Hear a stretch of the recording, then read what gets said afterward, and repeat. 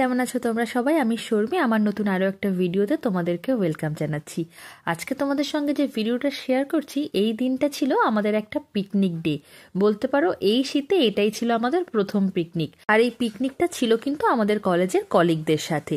যাই হোক, সকাল সকাল তো আমরা পিকনিক স্পটে পৌঁছে গিয়েছি। যেহেতু অনেকটা সকালেই শিহাবকে নিয়ে গিয়েছি, শিহাবকে কিন্তু খুব ভালোভাবে মুড়ে ঠুড়ে নিয়ে গিয়েছি।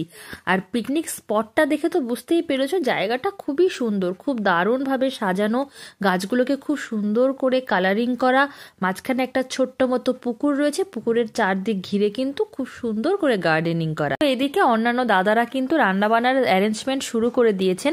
বেসিক্যালি সাচিদাই এদিন আমাদের রান্নাবান্না করেছিলেন, আর তার সাথে সবাই আমরা একটু একটু করে হাতে হাতে হেল্প করেছি।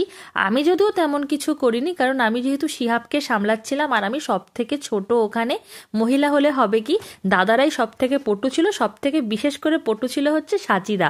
উনি এমনি একটা কালচারাল পার্সন, উনি খুব ভালো সাংস্কৃতিক কাজকর্ম করেন, কিন্তু রান্নাতেও যে এত পটু সেটা ওনাকে এবার আমি না দেখলে বুঝতাম না। যাই হোক, ওনারা তো ওদিকে রান্নাবান্না করছেন, আর এদিকে আমি তোমাদের সঙ্গে একবার পুরো পিকনিক স্পটটা ঘোরানোর জন্য নিয়ে এসেছি। শিহাবের কন্ডিশন দেখো, পুরো মুড়ে মারে নিয়ে এসেছি। আর এই পুরো গার্ডেনটার মধ্যে এমন এমন করে ওই মাকড়সার জালগুলো আছে, আর সেখানে শিশির পড়েছে, পুরো দেখে মনে হচ্ছে যেন বরফ পড়ে আছে। আর এই পার্টিকুলার দিনে কিন্তু ওয়েদারটাও ভীষণ ঠান্ডা ছিল, আর একদম কনকনে ঠান্ডা হাওয়া দিচ্ছিল। মানে পিকনিকের জন্য একদম পারফেক্ট ওয়েদার ছিল কিন্তু এই দিনটা। যাই হোক, আমাদের ব্রেকফাস্টটা অলরেডি চলে এসেছে। ব্রেকফাস্টে আমরা বাইরে থেকেই খাবার অ্যারেঞ্জমেন্ট করেছিলাম। সবার জন্য ছিল লুচি এবং ঘুগনি। যাই হোক, শিয়াবকে একটু আমাদের থেকে লুচি দিয়েছি। ও তো প্রথমেই দেখাচ্ছে ওয়াও টেস্টি, কিন্তু তারপরে ওই ঘুগনিটা একটু ঝাল থাকার কারণে সেটা আরও খেতে পারিনি। যাই হোক, বাড়ি থেকে ব্যাগে করে ওর জন্য আমি একটা বাউলি পাউরুটি নিয়ে এসেছিলাম, তো সেটাই ওকে আমি খাইয়ে দিয়েছি। আমাদের সবার ব্রেকফাস্টের সাথে সাথে শিহাবেরও খাওয়া দাওয়া হয়ে গেলে, যেহেতু আমরা এই দিন রান্নাবান্নাতে তেমন খুব একটা ইনভলভ ছিলাম না, তো ভাবছিলাম আশেপাশের একটু ঘুরে আসা যাক। যেহেতু লোকেশনটা কিন্তু আমাদের খুব পরিচিত একটা লোকেশন, আর এখন যদি আমি তোমাদেরকে লোকেশনটা শেয়ার করি, তোমরা পুরো অবাক হয়ে যাবে, ভাববে এখানেও এত সুন্দর একটা জায়গা আছে। এটা বেসিক্যালি তোমরা তো জানোই যে আমাদের কলেজের দুটো বিল্ডিং, একটা প্রিন্সিপাল বিল্ডিং আর অন্যটা আমাদের একাডেমিক বিল্ডিং, যেখানে বেসিক্যালি আমাদের ক্লাস হয় সিএসটিআইটি অটোমোবাইল ডিপার্টমেন্টের। তো এই দুটো বিল্ডিং এর মাঝখানে একটা বড় মতো এরিয়া রয়েছে, যেই এরিয়াটা কিন্তু ন্যাচারালি ওই গাড়ি পার্কিং এই সমস্ত কাজে ব্যবহার হয়। সেইটারই সাইডে একটা লোকেশন এটা, মানে তার ভিতরে ওর মধ্যে যে এত দারুণ একটা জায়গা আছে, এটা আমার কিন্তু জানা ছিল না। যাই হোক, এদিকে দাদারা কিন্তু রান্না বান্না করতে করতে একটু গান বাজলা আমারই রিকোয়েস্টে চালানো হলো। তারপরে সবাই একটু একটু করে নাচছে, আর তার সাথে রান্না চলছে। তো পিকনিকে একটু নাচ গান না হলে ঠিক মানায় না, কিন্তু মুশকিল হচ্ছে সেই গান যদি আমি তোমাদের সাথে এখন ভিডিওতে শেয়ার করি, তাহলে আমার ভিডিওতে কিন্তু স্ট্রাইক লাগবে। সেই জন্য আমি ব্যাকগ্রাউন্ড যে মিউজিক বা সং যা ছিল সেগুলোকে আমি মিউট করে দিচ্ছি। ওদিকে দেখো, শিহুর বাবাও নাচছে, শিহুও নাচছে, এদিকে দাদারা রান্না করছে, গানের তালে তালে নাচতে নাচতে। যাই হোক, বেশ এনজয় কিন্তু ধীরে ধীরে শুরু হয়ে গেছে। আর বাইরের ওয়েদার দেখে বুঝতেই পেরে যে রোদের কিন্তু দেখা নেই। এদিকে যদিও আমি একটু বোর হচ্ছিলাম, কারণ শুধুমাত্র আমাদের স্টাফদের পিকনিক ছিল, স্টাফদের ফ্যামিলি মেম্বার্সটা নট অ্যালাউড। তো সেক্ষেত্রে যেহেতু কারো বাড়ির পার্সন আসেনি, সেক্ষেত্রে আমি একা মহিলা হয়ে গেছি। কারণ আমি বাদ দিয়ে আর দুজন দিদি আছেন, মানে মহিলা কলিগ আছেন, কিন্তু তারা দুজনেই কিন্তু এদিন পিকনিকে অ্যাটেন্ড থাকতে পারেনি। অন্যদিকে শিহুও বোর হচ্ছে, শিহাবকে একা একা নেচে বেড়াতে হচ্ছে। যদি স্টাফদের ফ্যামিলি মেম্বার্সটা অ্যালাউ থাকতো, সেক্ষেত্রে হয়তো শিহাবও তার বন্ধু পেতো, বা তার বয়সী তার থেকে একটু বড় সড়ো বাচ্চাদেরকে পেতো, আমিও হয়তো এই যে দাদারা ছিলেন তাদের ওয়াইফদেরকে পেতাম। যাই হোক, একা একাই থাকতে হয়েছে। ইতিমধ্যে একবার আমি বাড়ি গিয়েছিলাম, যেহেতু বললাম লোকেশনটা আমাদের বাড়ির খুবই কাছে, একদম কলেজের অপোজিটে। তো সেক্ষেত্রে বাড়ি গিয়ে শিহাবকে স্নান করিয়ে, ইনফ্যাক্ট শিহাবের জন্য বাড়িতে আমি খিচুড়ি করেছিলাম, তো সেই খিচুড়ি খাইয়ে কিন্তু নিয়ে এসেছি। রাস্তায় আস্তে আস্তে ও ঘুমিয়েও পড়েছে। তো একদিকে ভালো হয়েছে যে আমরা যখন লাঞ্চ করব সেই টাইমে শিহাব ডিস্টার্ব করবে না। যদিও বাকি দাদারা ভীষণ মন খারাপ করছিল যে আমি কেন শিহাবকে বাড়ি থেকে খাইয়ে নিয়ে এসেছি। আসলে শিহাব কি হয়, প্রত্যেকদিন একটা নির্দিষ্ট সময় স্নান করে, নির্দিষ্ট সময় খাবার খায়। আর পিকনিকে যেহেতু রান্না করতে একটু দেরি হয়ে যাচ্ছিল, তো দুটোর অ্যাবাভ হয়ে গিয়েছিল। সেক্ষেত্রে কিন্তু আমি ভেবেইছিলাম যে একবার যখন ওকে স্নান করাতে বাড়িতে নিয়ে যাব, তখন ওকে বাড়ি থেকে খাইয়ে আনবো। জানবো আরও একটা বিষয়, পিকনিকে এই ধরনের ঝাল জাতীয় রান্না হয়েছে যেটা শিহাব খেতে পারবে না, সেটা ভেবেই আমি সকালে যখন পিকনিকের জন্য রওনা দিয়েছিলাম তখনই কিন্তু ওর জন্য খিচুড়ির অ্যারেঞ্জমেন্ট সব করে গিয়েছিলাম। জাস্ট বাড়িতে যখন ব্যাক করেছি তখন জাস্ট ওকে স্নান করিয়েছি আর ওই প্রেশার কুকারটা অন করে দিয়েছি, বাস। যাই হোক, এই টাইমে তো শিহাব ঘুমাচ্ছিল, আমার সুবিধাই হয়েছে। শিহুর বাবা এই টাইমে পরিবেশন করছিল, বাকি দাদারা এই টাইমে খেতে বসেছিল। আমিও কিন্তু দাদাদের সাথেই খেতে বসেছিলাম, কিন্তু শিহুর সামনে বসেছিলাম, কারণ ওদের সঙ্গে যদি অতটা ডিস্টেন্সে বসতাম, শিহাবকে যেহেতু একটা খাটের উপরে শুইয়েছি, ও যদি হুট করে ঘুমের ঘরে পড়ে যায়, তো একদিকে আমার ভালোই হয়েছে, আমি একদম চেয়ার টেবিলে বসার মতো করে বসে বসে খেয়েছি।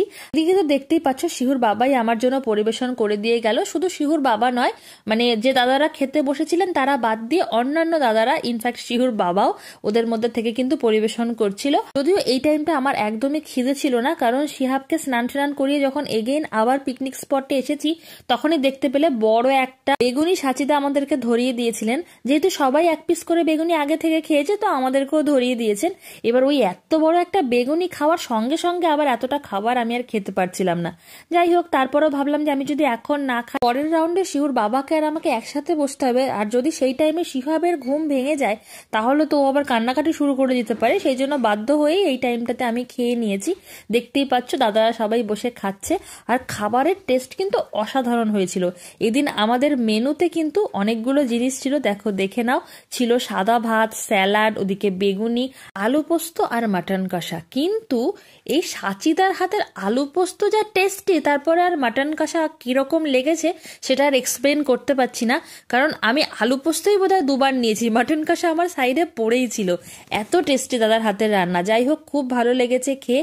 এদিকে দেখো শিহাবের সেই ঘুম ভেঙেই গেছে, আমারও খাওয়া কিন্তু কমপ্লিট হয়নি, তখনই দেখছি শিহাব উঠে পড়েছে।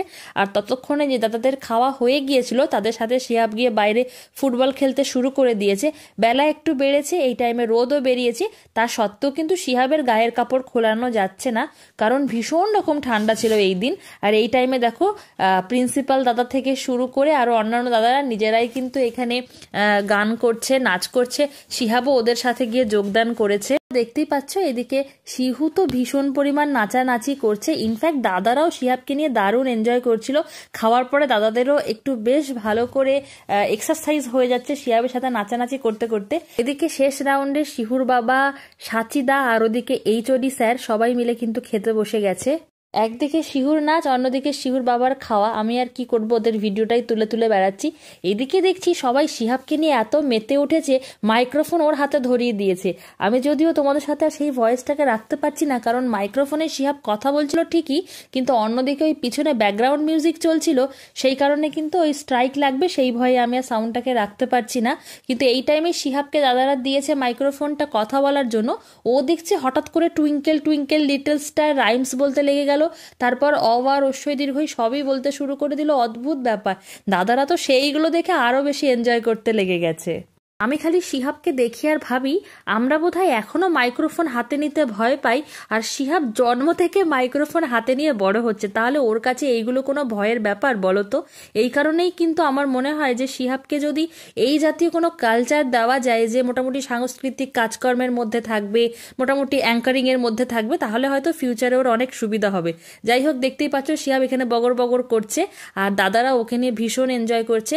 ওই যে একটা কথা বললাম যে আমি আসল সাউন্ডটাকে রাখতে পারলাম না, কারণ ব্যাকগ্রাউন্ডে মিউজিক চলছিল। শিহাবকে নিয়ে আবার কিন্তু উল্টো একটা ভয়ও হয়, সেটা হচ্ছে আমার খালি এটা মনে হয় যে স্কুল কলেজে গিয়ে ও আবার গিয়ে ওই টিচারের সিটে না বসে পড়ে, কারণ ছোটবেলা থেকেই ও যেহেতু আমাদের সাথে কলেজে গিয়ে অভ্যস্ত সেই 40 দিন বয়স থেকে, তাতে করে হয় কি যে কখনো হয়তো আমাকে দেখে আমি ক্লাস নিচ্ছি তখন পাশে গিয়ে দাঁড়িয়ে থাকে, আমার পাশের সিটে বসে পড়ে। তো শুধু আমি তো নই, অন্যান্য যে কোনো ডিপার্টমেন্টে ঢুকে পড়ে, যে কোনো লেকচারারের কোলে গিয়ে কিন্তু উঠে পড়ে।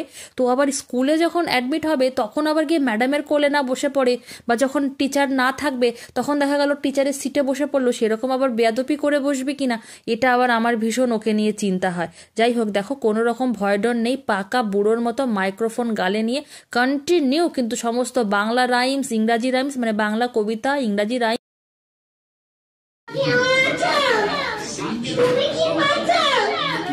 তুমি কি করছো? তুমি কেমন আছো? তুমি কি করছো?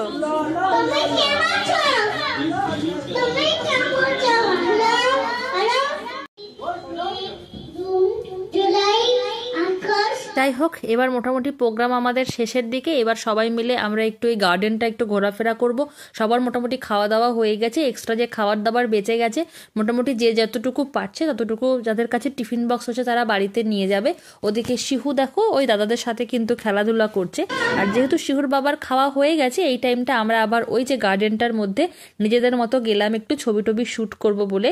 কারণ সকালবেলায় ভীষণ রকম ঠান্ডা ছিল, তখন যেহেতু শিহাবের ড্রেসপত্র খোলাতে পারছিলাম না, সেই জন্য কোনো রকম পোস্ট দিতে পারছিলাম না। আর এদিকে দেখো শিহাব কত হ্যাপি, এক একটা গাছের পাশে দাঁড়াচ্ছে, হাসছে, আবার বলটাকে কিন্তু কোল থেকে নামাচ্ছে না। আর অন্যদিকে শিহাবের সেই হেলিকপ্টারটাকেও কিন্তু নিয়ে গিয়েছিলাম, যেটার সাথে অলরেডি তোমাদেরকে আমরা ইন্ট্রোডিউস করিয়ে দিয়েছি। শিহাব তার বলটাকে বগল দাবা করে নিয়ে পুরো পার্কটাকে ঘোরার চেষ্টা করছে।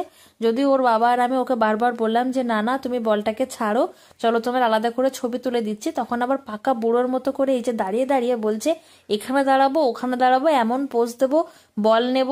এই করতে করতে দেখো আবার দাদাদের সঙ্গে ওর দেখা হয়ে গেছে। ওরা আবার একটা সাইডে বসে একটু গল্প করছিল, সেখানে গিয়ে শিহাব খানিকক্ষণ বসে বুড়োদের মতো পা ঠা দুলিয়ে ওদের সাথে খানিকটা একটু বুড়ামুখ করে পাকামুখ করে তারপরে আবার নেমে এসেছে। এই যে ওর বাবাও চলে এসেছে। ওই দেখো ওখানে ওর হেলিকপ্টারটাকে রেখেছি, কিন্তু ওর হবে না যে হেলিকপ্টারটাকে ওখানে কেন রাখলেন, নিয়ে চলো ছবি তুলতে হবে।